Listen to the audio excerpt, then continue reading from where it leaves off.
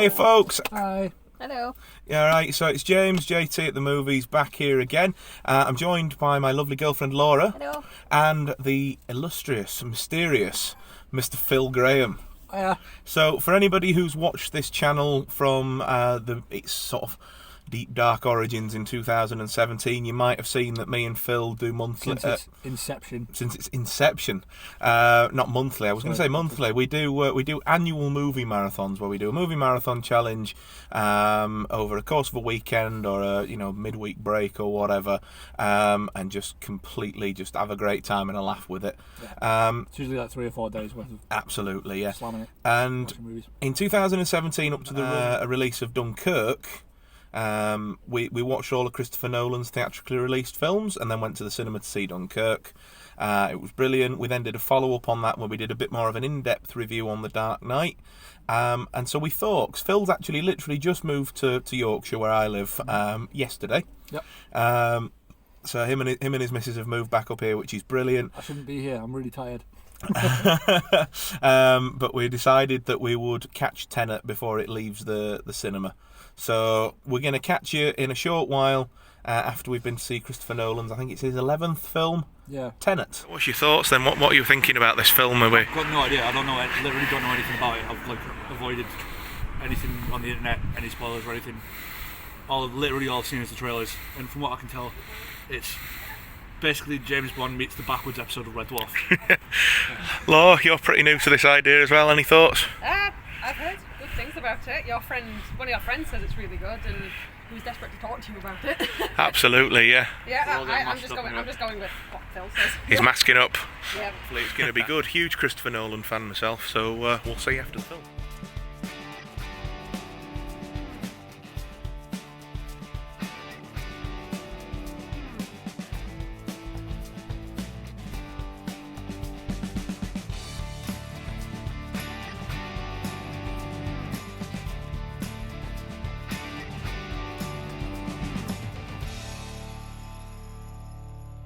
Three hours later.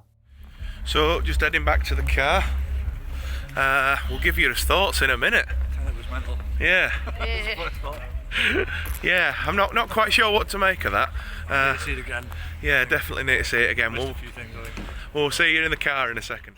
Hiya folks, we're back in the car now. Thought we'd just shoot a quick little thought. I think we've said the three of us, we're probably not going to do spoiler territory, or not intentionally do spoiler territory, mostly for needing to watch it again. Yeah, we'll do like a proper video when it comes out on DVD or something. We'll see it a second time, and then Absolutely, yeah. It was amazing though. Do you know, it was really good, but before I can call it amazing, I think I do need that second viewing. Yeah. So I think it's got to make more sense. Yeah. First.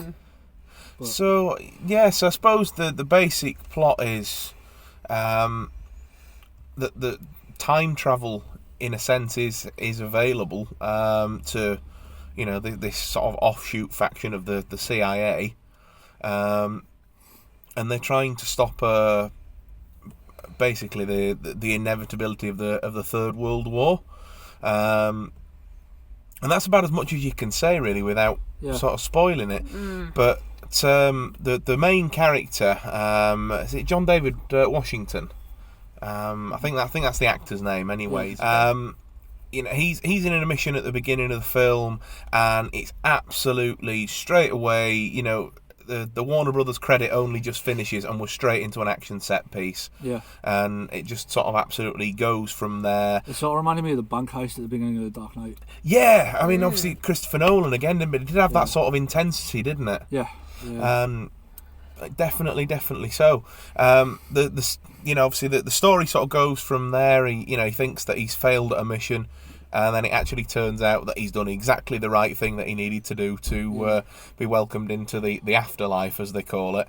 And then the story goes from there, and it's really just sort of like little 5-minute, 10-minute stories. Like there's a 5-minute scene with a character that Michael Caine plays, and then there's a 10-minute scene here when we're talking about like a Freeport art gallery. Well, not a gallery, but like essentially a safety deposit location, sort of thing. Offshore bank account type thing, but for art.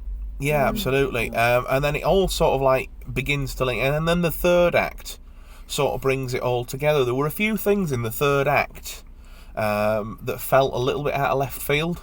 Yeah, but I think it'll make more sense the second time around. Yeah, I think it is going to be one of those, isn't it? Definitely, where when you view it again, you know, sort of you'll pick up on the like with Fight Club or with Seven. Once you know how it ends, you can understand how it starts.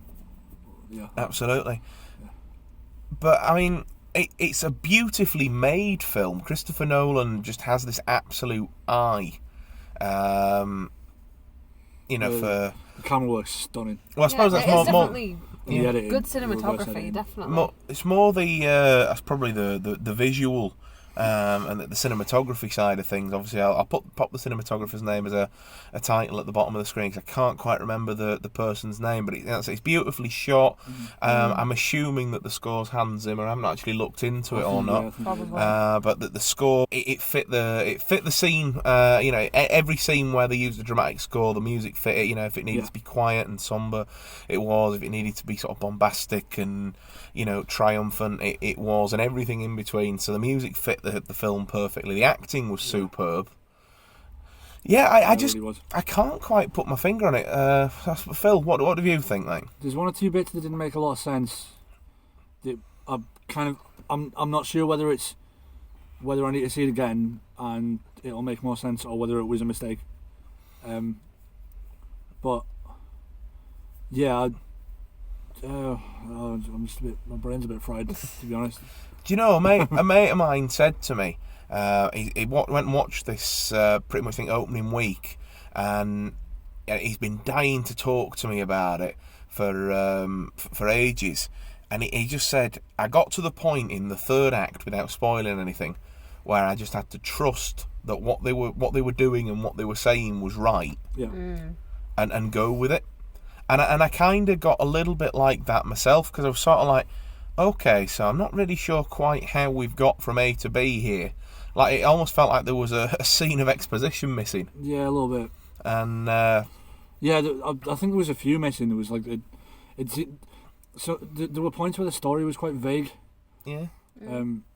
Which but, I think but was deliberately, maybe deliberately because then it explains it later. But still, it's like, I'm in spoiler territory. Yeah. Laura, what did you think? I'm just agree completely with what you guys were saying. There are a couple of things that didn't really, I don't want to say make sense, but like you said, come out of left field a bit and are like, hang on a minute, where does this fit? What's going on? But I think what I really liked personally is the way the whole thing was filmed. You've got some scenes in it where there are people going forwards, but at the same time there are people going in the opposite direction, going backwards. And the choreography, quite clever green screening going on as well. Yeah, how they all put that together. Yeah, definitely. Well, didn't you think the choreography of the you know, minor spoiler here, but there's a fight scene, and it's all right, bless you. But yeah, there's a fight scene with a character sort of going forward in time, and then a character that's sort of gone backwards in time. Yeah, that was incredible. And they're sort of, you know, like this sort of coming past each other sort of thing, but they're engaging each other from different perspectives in time, and that was choreographed really well, wasn't it? Yeah, that was really weird. That was really impressively filmed. Yeah. Yeah, it was a really, really visually stunning film. The concept was really interesting. And I went into this sort of having had a few people say to me, it's one you really need to pay attention to. It's one that takes you on the twists and the turns and, you know, again, you know, bits coming out of left field. And I went in literally paying attention to every little bit of detail. Yeah. And I still don't quite know how I feel about it. I think I've understood everything, and I think I know, you know, all the reveals and any sort of twists and turns that might have been intended. And I understand, you know, I understand the plot and the, you know, from how we got from A to B sort of thing. But some of the plot devices and things used, I don't know. Like I say, I think it needs that second viewing. I think it's a film that's going to grow on me a bit. It's going to be a confusing first watch, and then, you know, I mean, like a lot of Nolan stuff. I was like that with Memento and a bit like that with The Prestige, and because the thing with a lot of Nolan films, particularly like ones like this that are more sort of like bizarre concept based and quite artistic in the way they're edited and the way the story's put together, like it can be the first viewing can be like exhausting. It can be really like just mentally draining, and I think you kind of need to like when you sort of need the second viewing to fully appreciate how good it is. Yeah, I really, really do agree with that, mate, completely. Yeah, second viewing is going to be a real telltale for how I feel about this one sort of ongoing. I'm really looking forward to seeing it again, and I'll definitely sort of pick it up, I think, on either 4K or Blu-ray when it comes out. I don't know that I'd come back to the cinema to see it again, just... I think I'm going to take some time to reflect on that. It'd be interesting now to watch as well some of the fellow YouTube community's reviews and sort of like things you might have missed, videos and things like that, because I know you have as well, Phil, but I've avoided every article, every video, every tweet about... just sort of let loose now and find everything on the internet. Absolutely, and I'm looking forward to when I get home reading the sort of like the plot synopsis on IMDb or Wikipedia or something like that, and seeing what... if the way I've interpreted it is how it was to be interpreted. I think what we'll do is we'll draw a wee bit of a line under it for there, and then it'll probably be on home media by maybe Christmas, early January. By which point, because like I say, I said earlier in the video, Phil's literally just moved to Yorkshire yesterday. So we'll probably watch it the day it comes out on DVD. Absolutely, we'll get a movie night on at somebody's house, and we can do we can sort of do the whole take notes and really go to town on it. Me and Phil are going to be hopefully doing a monthly podcast as well. It might be an episode of that podcast. It might be I think that's probably a good idea. Yeah, a fourth video in this YouTube series as well. As always, when we review our films on this channel and whenever we do a collaborative project, let's do an out of 10. Laura, out of 10. I'm going to give it 7.5. Phil? I'm going to go with 7 for now, but that's probably going to change later. Well, do you know what? I think great minds think alike. I'm also on a 7 out of 10 for now.